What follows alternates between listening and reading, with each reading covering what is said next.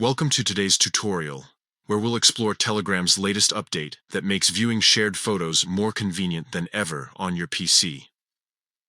If you've ever wanted to multitask while browsing images in a chat, this feature is a game changer. Let's dive into how you can open shared photos in a new window with just a few clicks. Start by launching the Telegram app on your computer. Once you're in, navigate to the chat containing the photos you want to view. This could be a one-on-one conversation, a group discussion, or even a channel.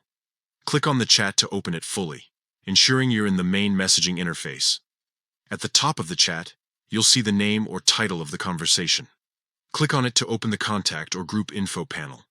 This section holds all the shared media, files, and links exchanged in the chat. On the left-hand side, you'll notice categories like media, files, and links. Select Photos under the Media section to filter and display only the images shared in this chat. Here's where the new update shines. Right-click on any photo in the gallery. A context menu will appear with options like Save to Downloads or Copy. Look for the Open in New Window option and click it. Instantly, the selected photo will pop out into a separate window, allowing you to view it independently without leaving the main Telegram app.